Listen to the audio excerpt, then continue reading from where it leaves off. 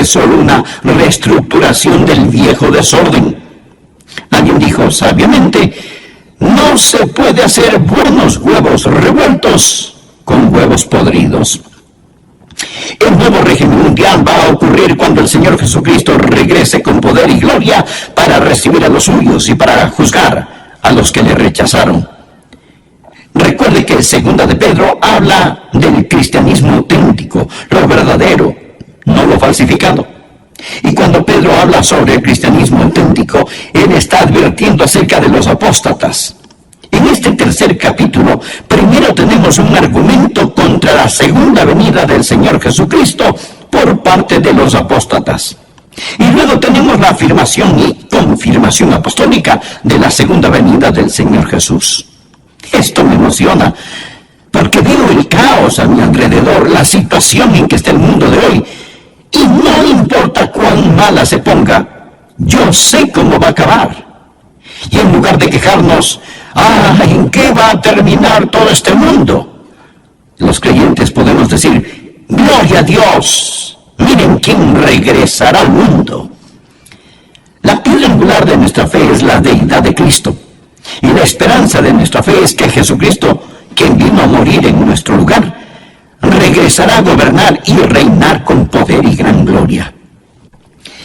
Así que el mensaje de hoy tiene 2 puntos. El primer punto es la denegación escarnecedora de su venida.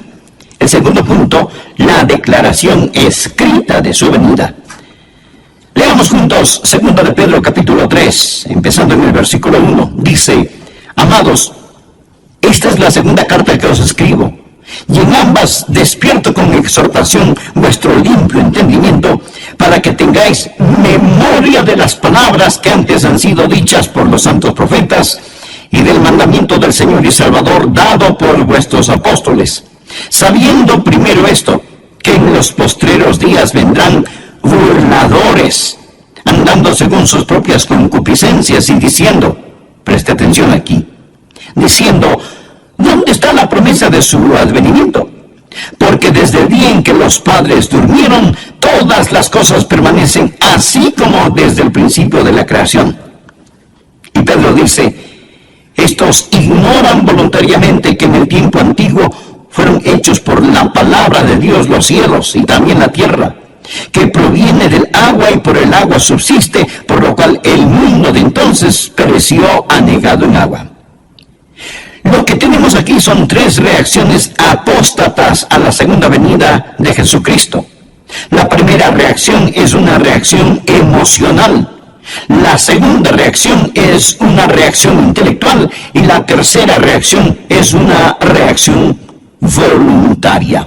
Es decir, las emociones, la mente y la voluntad se rebelan contra la segunda venida del Señor Jesucristo. Satanás odia la idea de la segunda venida de Jesucristo porque cuando ocurra, él será sentenciado. El reino del terror de Satanás se vendrá abajo. Será cuando los santos seremos honrados, glorificados y bendecidos. Por ello, el diablo ha apuntado toda la artillería del infierno contra la idea de la segunda venida del Señor. El primer punto es la denegación escarnecedora o burla de su venida. La primera reacción es una reacción emocional. Dice la palabra, en los postreros días vendrán burladores. Es un argumento emocional. Existen aquellos que simplemente se reirán y se burlarán de la segunda venida. La burla no es sustituto para la verdad. Pero cuando un hombre está perdiendo un argumento, muchas veces opta por utilizar la burla, la ridiculización y el sarcasmo. Los verdaderos creyentes siempre han sabido que cuando defienden la verdad, se exponen a la burla y el ridículo. El siervo no es mayor que su Señor. Marcos 5, versículo 40. Y se burlaron de él. ¿De quién? Del Señor Jesús. Lucas capítulo 22 y versículo 63 habla de cuando Jesucristo iba rumbo a la cruz. Dice, y los hombres que custodiaban a Jesús se burlaban de él y le golpeaban. Se los puede imaginar, muertos de risa, apuntando su dedo al Señor. Se burlaron y golpearon al Hijo de Dios. Si se ríen de usted por creer en Cristo y en su segunda venida, recuerde que está en muy buena compañía. El arsenal diabólico para impedir que usted ame, conozca y sirva a Dios es la ridiculización y la burla. En los postreros días vendrán burladores andando según sus propias concupiscencias. ¿Por qué se ponen tan emocionales estas personas acerca de la segunda venida de Jesucristo? ¿Por qué lo odian? Porque viven en pecado. Ellos están viviendo en pecado. Muéstreme un burlador y le mostraré un pecador.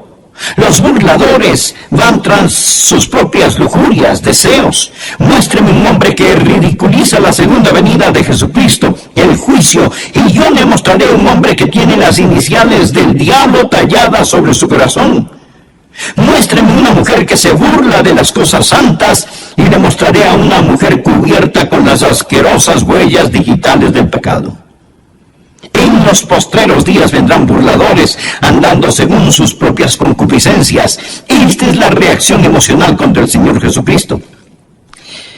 Pero la Biblia enseña en Proverbios que Dios también se va a reír.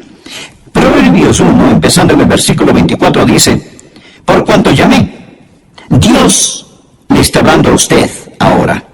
Por cuanto llamé y no quisisteis oír, extendí mi mano y no hubo quien atendiese, sino que desechasteis todo consejo mío y mi reprensión no quisisteis. Ahora escuche: también yo me reiré en vuestra calamidad y me burlaré cuando os viniere lo que teméis. Cuando viniere como una destrucción lo que teméis, y vuestra calamidad llegare como un torbellino, cuando sobre vosotros viniere tribulación y angustia. Lo que Dios está diciendo es que usted puede irse riendo al infierno, pero no podrá salir de él. Dios está diciendo, como decimos hoy, el que ríe al último, ríe mejor. Los apóstatas no solo están satisfechos con rechazar las cosas santas, sino que tienen un enorme deseo diabólico de ridiculizar las cosas santas. Había un emperador romano cuyo nombre era Juliano. Cuando él era un joven, profesó conocer al Señor Jesucristo y ser un creyente, pero nunca se convirtió verdaderamente. Llegó a ser un apóstata y persiguió a los creyentes con todo su poder, ridiculizando la fe cristiana. Juliano, el apóstata, tenía un amigo de la niñez cuyo nombre era Agatón. Ellos crecieron juntos. Después de muchos años se encontraron. Agatón era un creyente que servía fielmente al Señor día tras día. Cuando Juliano el emperador se encontró con Agatón, le dijo: Agatón, ¿cómo le va a tu amigo el carpintero de Nazaret? Él tiene suficiente trabajo. Le están saliendo algunos trabajitos como carpintero. Y Agatón muy serenamente le respondió: oh sí, Juliano, él tiene mucho que hacer. De hecho, él está muy ocupado haciendo un ataúd para tu imperio. Él era un profeta, porque en 2 años Juliano murió en una batalla y su imperio comenzó a desmantelarse. La historia nos dice que cuando Juliano el apóstata estaba tendido en el campo de batalla, se metió la mano en su herida mortal y tomó un puñado de sangre y la lanzó a los cielos y exclamó: has vencido, oh Galileo. Los burladores aman su pecado y argumentan contra el juicio y la segunda venida de Jesucristo. Es una reacción emocional. Pero existe la segunda reacción, la reacción intelectual. Por favor, leamos el versículo 4. Dice: los burladores andando según sus propias concupiscencias y diciendo: ¿dónde está la promesa de su advenimiento? Porque desde el día en que los padres durmieron. Ahora escuche: todas las cosas permanecen así como desde el principio de la creación. Lo que ellos están diciendo es que si Jesucristo regresa en poder y gloria, si fuera a haber un nuevo cielo y una nueva tierra, lo que eso significaría es que habría una interrupción en el reino de las leyes naturales. Ellos dicen: nosotros, los eruditos, los intelectuales, hemos encontrado que desde la creación no ha habido cosa semejante, y no hay ninguna razón para creer que Jesucristo va a venir, ni para creer que habrá un nuevo planeta Tierra. Esto, amigos, es puro materialismo. Todo continúa igual. creación desde un punto de vista científico. Es una apelación a la inteligencia y aquí está el argumento. Nunca nada cataclísmico ha ocurrido y no hay ninguna razón para creer que algo cataclísmico sucederá. Porque desde el día en que los padres durmieron, todas las cosas permanecen, así como desde el principio de la creación. Ellos dicen, escuche, mi bisabuelo esperaba la segunda venida de Jesucristo. Así que no se preocupen, todo continuará igual, no pasará nada. Imagínense a un niño en el tiempo de Noé. Él llega todo preocupado y le dice a su papá, papi, escuché a un hombre llamado Noé. Dice que Dios va a destruir el mundo con un diluvio y está construyendo un gran barco. Él lo llama el arca. Dice que si creemos en su Dios, nos podemos salvar y entrar en el arca cuando venga el diluvio. Y el papá, riéndose, le contesta, hijo, recuerdo que cuando yo era niño, ese viejo loco de Noé estaba construyendo esa arca y me contó la misma historia. Y yo me fui a casa asustado y se lo dije a mi papá y mi papá me dijo que su papá, su bisabuelo, también escuchó al viejo Noé contar la misma historia. Hijo, olvídate de esa tontería. Nadie jamás ha visto un diluvio. No existe tal cosa. Desde los tiempos de tus bisabuelos todo sigue igual. Así que existe la reacción emocional. Los pecadores que siguen sus propios malos deseos. Existe la reacción intelectual. Toda cosa continúa exactamente como fue. Nunca ha habido un cataclismo, nunca habrá un cataclismo. Existe también la reacción voluntaria. Por favor, note el versículo 5. Estos ignoran voluntariamente. Son voluntariamente ignorantes. Esta gente no quiere saber, ni quiere entender. Porque si admiten la verdad de que Jesucristo va a regresar en juicio, esto significa que tendrán que cambiar su estilo de vida. Piensan que si de algún modo cierran sus mentes y sus corazones a esta verdad, todo estará bien. En eso se parecen a las avestruces. Esconden su cabeza en la arena. Son voluntariamente ignorantes. Ellos no quieren saber. Y no pueden encontrar a Dios por la misma razón que un ladrón no puede encontrar a un policía. Juan capítulo 3, versículo 19 dice, la luz vino al mundo y los hombres amaron más las tinieblas que la luz. ¿Por qué? Porque sus obras eran malas. Mi amigo, el mundo está lleno de ellos. Usted habla con las personas sobre ponerse en paz con Dios, les habla sobre la segunda venida de Jesucristo y lo cortan, lo paran, no quieren oír, no quieren saber. El problema no está en sus mentes, el problema está en sus corazones. Romanos capítulo 1 habla de ellos que detienen con injusticia la verdad. Son voluntariamente ignorantes y su reacción emocional, intelectual y voluntaria sirve para negar esa gran verdad, la gloriosa verdad bíblica de la segunda venida del Señor Jesucristo. El segundo punto, la declaración escrita de su venida. Ya escuchamos a los apóstatas con su denegación escarnecedora. Ahora escuchemos a los apóstoles con su declaración escrita. Simón Pedro da 3 respuestas apostólicas a los argumentos o reacciones apóstatas para reafirmar la segunda venida de Jesucristo. La primera es su memorable promesa. Su memorable promesa. Leamos el versículo 1. Amados, esta es la segunda carta que os escribo, y en ambas despierto con exhortación vuestro limpio entendimiento para que tengáis memoria. Por favor, subraye la palabra memoria. Para que tengáis memoria de las palabras que antes han sido dichas por los santos profetas y del mandamiento del Señor y Salvador dado por vuestros apóstoles. Bien.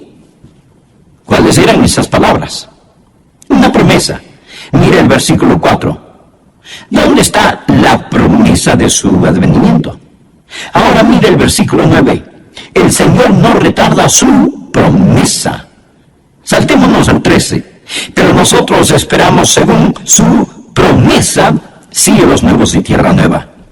Lo que está diciendo el apóstol es que Él nos hizo una memorable promesa y Él vendrá otra vez. Los profetas y los apóstoles nos dicen que recordemos lo que Dios ha dicho. Sabemos la importancia del nuevo nacimiento. Mas, ¿sabía que el Nuevo Testamento solo lo menciona 9 veces? La maravillosa doctrina del bautismo se menciona solo 20 veces en el Nuevo Testamento. El arrepentimiento solo 70 veces en el Nuevo Testamento.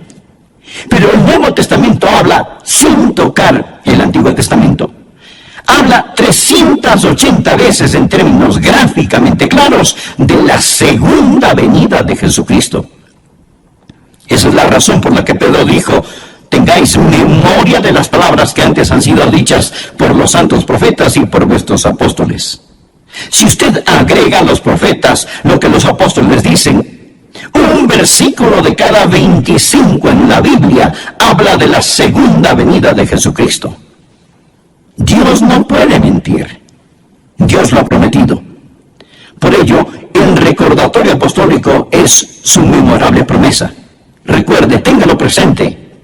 El Dios que no puede mentir lo ha prometido. Segundo, Pedro nos recuerda de su magno poder. Recuerda lo que ellos dicen.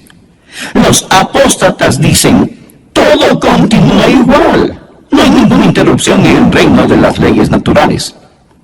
Pedro les responde: ustedes son ignorantes por su propia voluntad de dos cosas. La primera aparece en el versículo 5.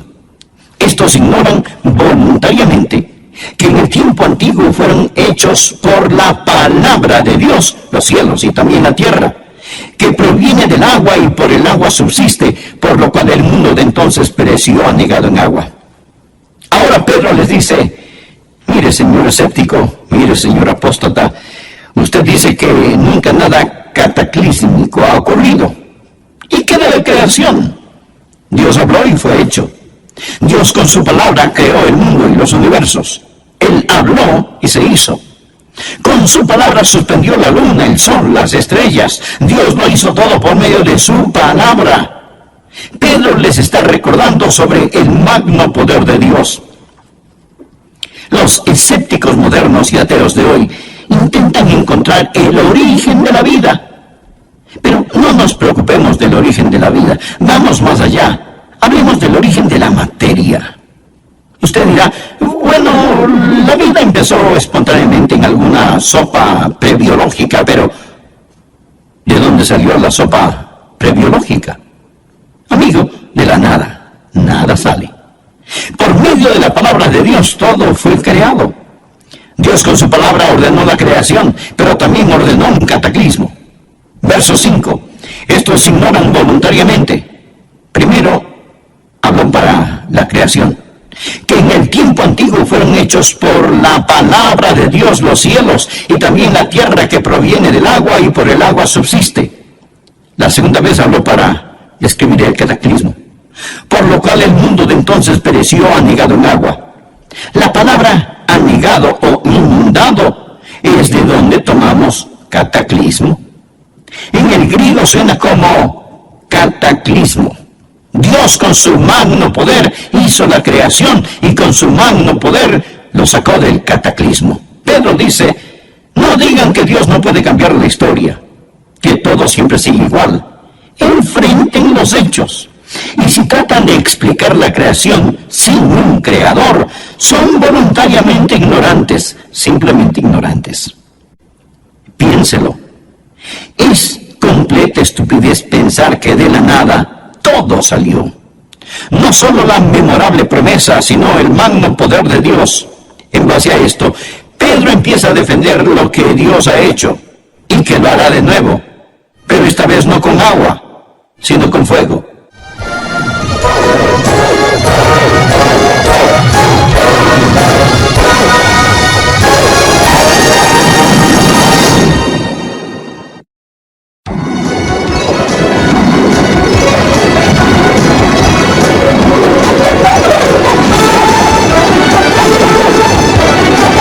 Jesús dijo en Lucas 13:3: no, antes si no os arrepentís, todos pereceréis igualmente. Pero el Señor no quiere que ninguno perezca, sino que todos procedan al arrepentimiento. Amigo, Él está por venir. llamas de fuego para castigar a los que no conocen a Dios ni obedecen el Evangelio de nuestro Señor y Salvador Jesucristo. ¿Que cómo lo sé? Pues por su memorable promesa. Y aún no ha venido por su misericordiosa paciencia.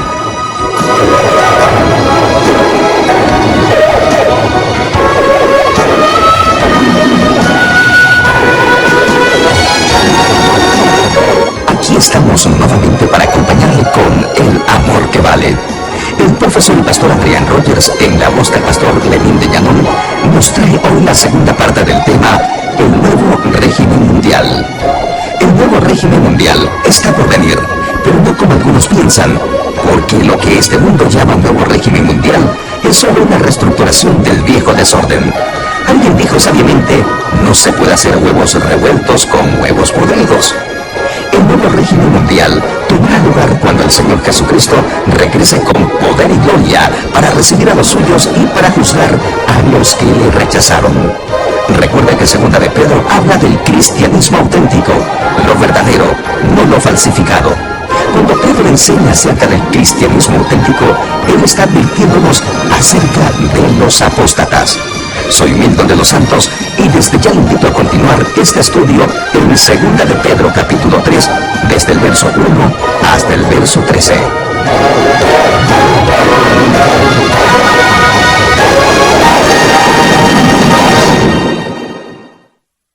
En este tercer capítulo, primero tenemos un argumento contra la segunda venida del Señor Jesucristo por parte de los apóstatas. Y luego tenemos la afirmación y confirmación apostólica de la segunda venida del Señor Jesús. Esto me emociona, porque veo el caos a mi alrededor, la situación en que está el mundo de hoy, y no importa cuán mala se ponga, yo sé cómo va a acabar. Y en lugar de quejarnos, ¿en qué va a terminar todo este mundo?, los creyentes podemos decir, ¡gloria a Dios! Miren quién regresará al mundo. La piedra angular de nuestra fe es la deidad de Cristo. Y la esperanza de nuestra fe es que Jesucristo, quien vino a morir en nuestro lugar, regresará a gobernar y reinar con poder y gran gloria. Así que el mensaje de hoy tiene 2 puntos. El primer punto es la denegación escarnecedora de su venida. El segundo punto, la declaración escrita de su venida. Leamos juntos 2 de Pedro capítulo 3, empezando en el versículo 1. Dice, amados, esta es la segunda carta que os escribo, y en ambas despierto con exhortación vuestro limpio entendimiento, para que tengáis memoria de las palabras que antes han sido dichas por los santos profetas, y del mandamiento del Señor y Salvador dado por vuestros apóstoles, sabiendo primero esto, que en los postreros días vendrán burladores, andando según sus propias concupiscencias y diciendo, preste atención aquí, diciendo, ¿dónde está la promesa de su advenimiento? Porque desde el día en que los padres durmieron, todas las cosas permanecen así como desde el principio de la creación. Y Pedro dice, estos ignoran voluntariamente que en el tiempo antiguo fueron hechos por la palabra de Dios los cielos y también la tierra, que proviene del agua y por el agua subsiste, por lo cual el mundo de entonces pereció anegado en agua. Por favor, note el versículo 5. Estos ignoran voluntariamente. Son voluntariamente ignorantes. Esta gente no quiere saber, ni quiere entender, porque si admiten la verdad de que Jesucristo va a regresar en juicio, esto significa que tendrán que cambiar su estilo de vida. Piensan que si de algún modo cierran sus mentes y sus corazones a esta verdad, todo estará bien. En eso se parecen a las avestruces. Esconden su cabeza en la arena. Son voluntariamente ignorantes. Ellos no quieren saber. Y no pueden encontrar a Dios por la misma razón que un ladrón no puede encontrar a un policía. Juan capítulo 3, versículo 19 dice, la luz vino al mundo y los hombres amaron más las tinieblas que la luz. ¿Por qué? Porque sus obras eran malas. Mi amigo, el mundo está lleno de ellos. Usted habla con las personas sobre ponerse en paz con Dios, les habla sobre la segunda venida de Jesucristo y lo cortan, lo paran, no quieren oír, no quieren saber. El problema no está en sus mentes, el problema está en sus corazones. Romanos capítulo 1 habla de ellos que detienen como injusticia la verdad. Son voluntariamente ignorantes y su reacción emocional, intelectual y voluntaria sirve para negar esa gran verdad, la gloriosa verdad bíblica de la segunda venida del Señor Jesucristo. El segundo punto, la declaración escrita de su venida. Ya escuchamos a los apóstatas con su denegación escarnecedora. Ahora escuchemos a los apóstoles con su declaración escrita. Simón Pedro da 3 respuestas apostólicas a los argumentos o reacciones apóstatas para reafirmar la segunda venida de Jesucristo. La primera es su memorable promesa. Su memorable promesa. Leamos el versículo 1. Amados, esta es la segunda carta que os escribo, y en ambas despierto con exhortación vuestro limpio entendimiento para que tengáis memoria. Por favor, subraye la palabra memoria. Para que tengáis memoria de las palabras que antes han sido dichas por los santos profetas y del mandamiento del Señor y Salvador dado por vuestros apóstoles. Bien, ¿cuáles eran esas palabras? Una promesa. Mire el versículo 4. ¿Dónde está la promesa de su advenimiento? Ahora mire el versículo 9. El Señor no retarda su promesa. Saltémonos al 13. Pero nosotros esperamos según su promesa cielos nuevos y tierra nueva. Lo que está diciendo el apóstol es que Él nos hizo una memorable promesa y Él vendrá otra vez.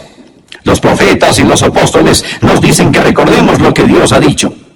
Sabemos la importancia del nuevo nacimiento.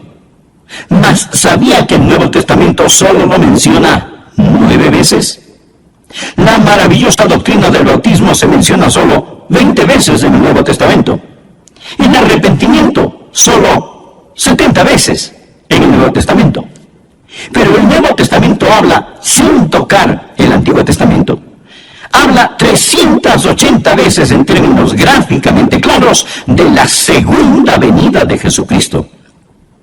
Esa es la razón por la que Pedro dijo: tengáis memoria de las palabras que antes han sido dichas por los santos profetas y por vuestros apóstoles.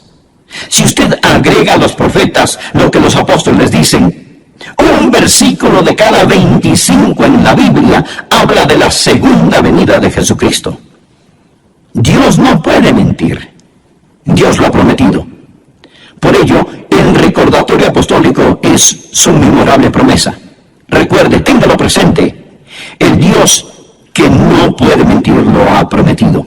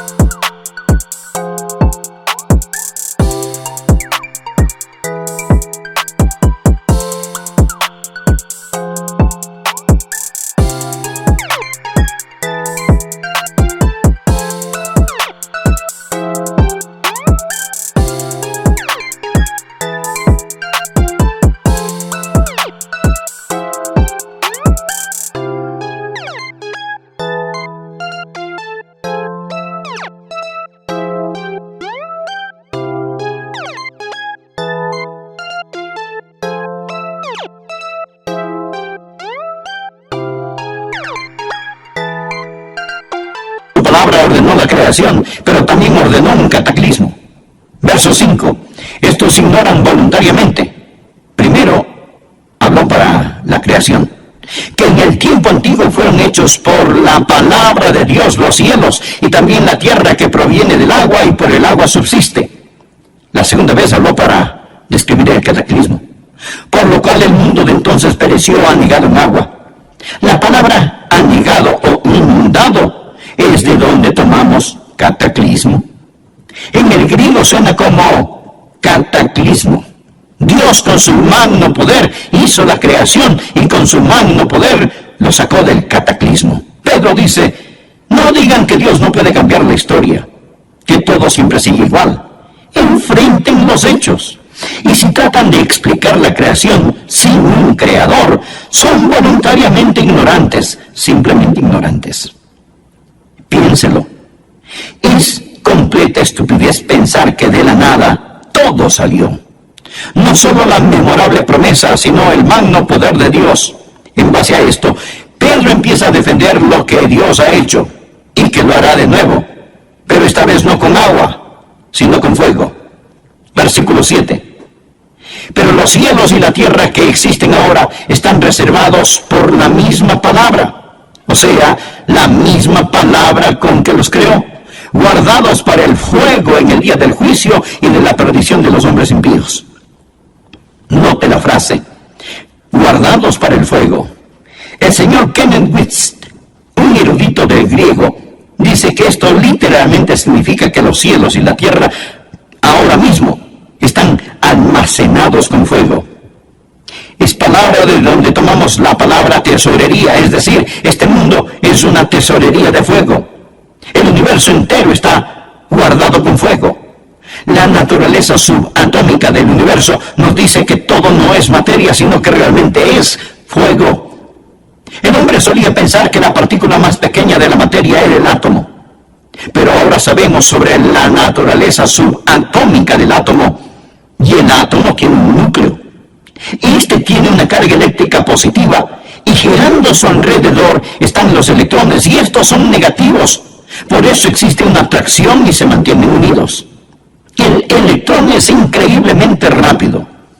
Escuche, algo asombroso sobre los electrones del átomo es que giran alrededor del núcleo billones de veces cada millonésima de segundo. Nadie sabe realmente qué es esta fuerza eléctrica. La podemos describir, pero no sabemos lo que es.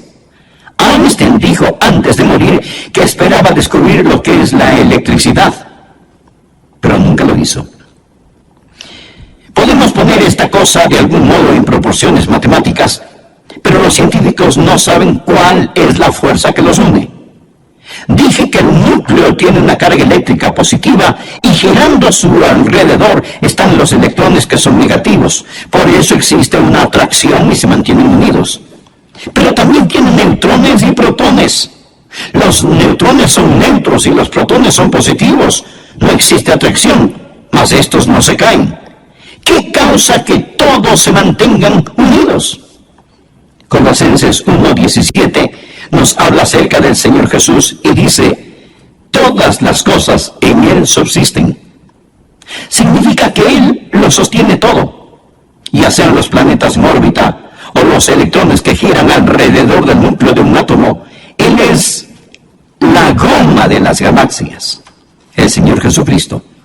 Hebreos 1:3 dice, Jesús quien sustenta o sostiene todas las cosas con la palabra de su poder. Pedro dice, están guardados con el fuego.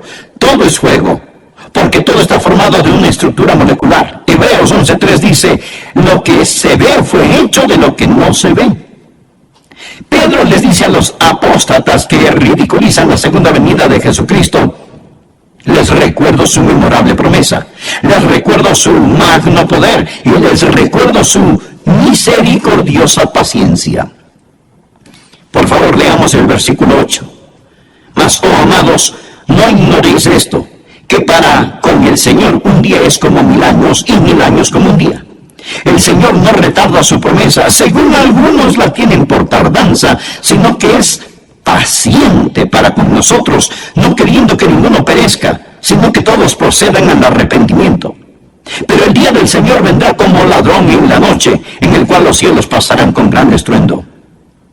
Usted sabe que la gente que intenta deducir cómo todo llegó a ser, dicen, bien, todo empezó con una gran explosión. Nunca nos explican qué fue lo que explotó.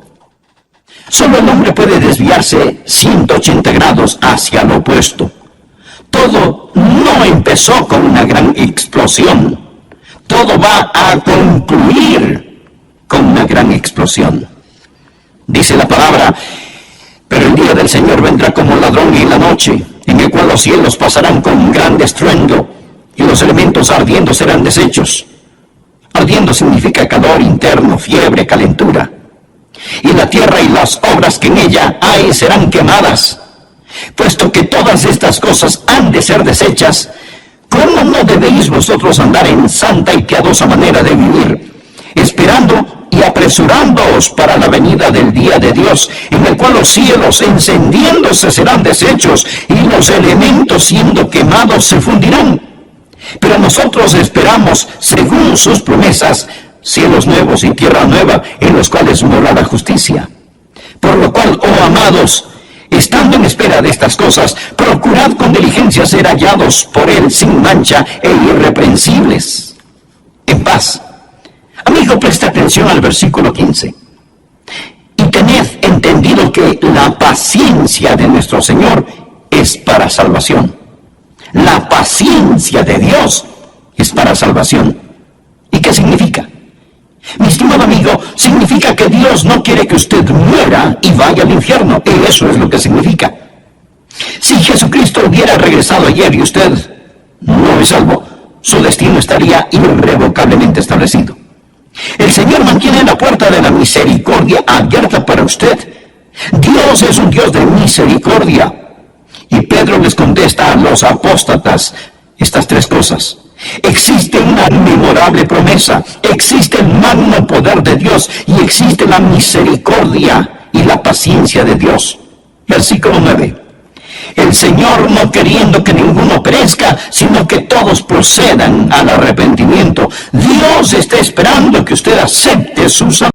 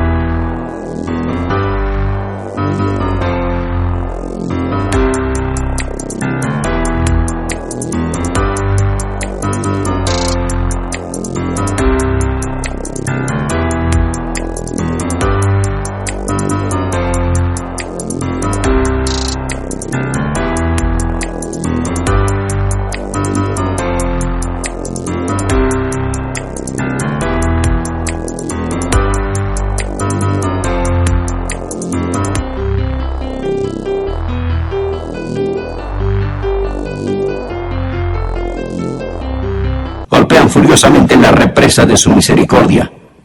La misericordia debe dar paso a la ira, porque el día del Señor vendrá.